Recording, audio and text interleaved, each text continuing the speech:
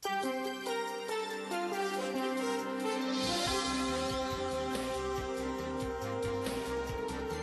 Sunday on Close Up, it is one of the largest policy changes in recent state history and certainly one of the biggest contracts ever approved by the Executive Council. We'll have the debate over managed care for Medicaid in New Hampshire. I think same-sex couples should be able to get married.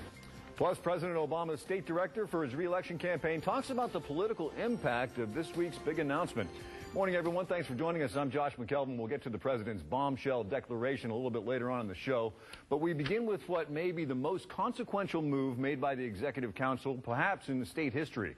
This week, by a 3-2 vote, the council approved a $2.3 billion contract that will move the state's 150,000 Medicaid recipients into a managed care system run by 3 out-of-state companies, and in theory, save the state millions. But not everybody is happy about this move. Joining me to talk about it this morning, we have Councilor Chris Sununu, who voted in favor of the contract. Good morning, sir. Commissioner Nick Toumpas, Commissioner of Health and Human Services, Nick Toumpas, as if you didn't have enough to navigate, you'll be dealing with this as well.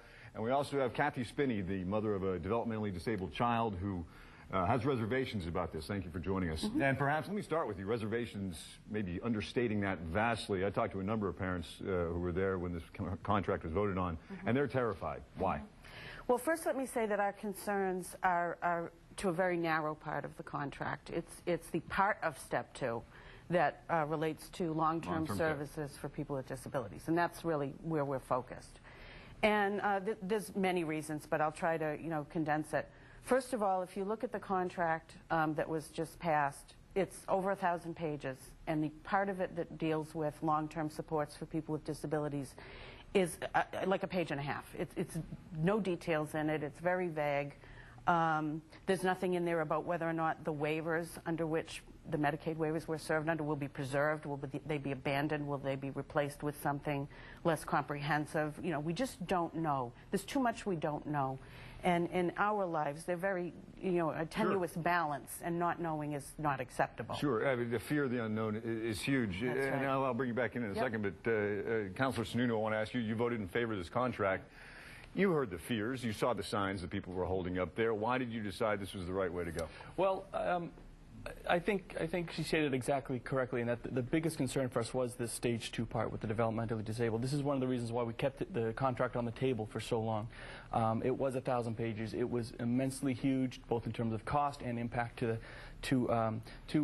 roughly 10% of the state is going to be directly impacted by this. So we really had to take our time and really understand it, talk to all the managed care organizations, talk to HHS, the families, the area agencies, all these folks to really get a accumulation of information to make the right decision.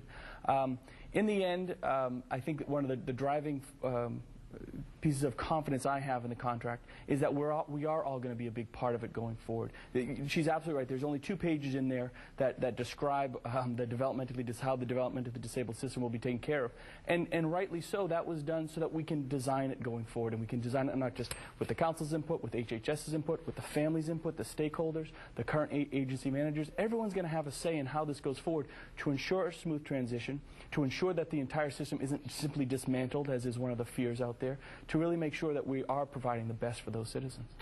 In terms of concern with the 3 out-of-state companies involved in this contract, there's a lot of, I don't want to say distrust, but skepticism. But, Commissioner, I want to bring you into this. You're going to provide some oversight for how they're going to be implementing managed care. We will have significant oversight, Josh. There are a number of very key considerations that they need to do before anything goes forward on this. Needs our approval, needs the federal government approval in terms of what we're going to do, especially in the area of Step 2, which is really the area that Cathy was talking about and Councilor Sununu was referring to. That's an area that when the law came down back last July, what we really needed to do, we've given a very short time frame in order to be able to do this, and what we said was that we would defer having the details in terms of Step 2 in that contract. However, in the procurement process, we asked a number of questions of those organizations in order to be able to gauge their ability to be able to be effective partners with us, to be able to have an understanding of what the issues and concerns were of the long-term care services and population, not just for the DD community, but also for the elderly community. Let me ask you, Commissioner, how your feelings may differ between what you say to us right here and then privately when you think about Cathy Spinney and the 150,000 Medicaid recipients, specifically with the long-term care, because their concern is they're going to lose local involvement.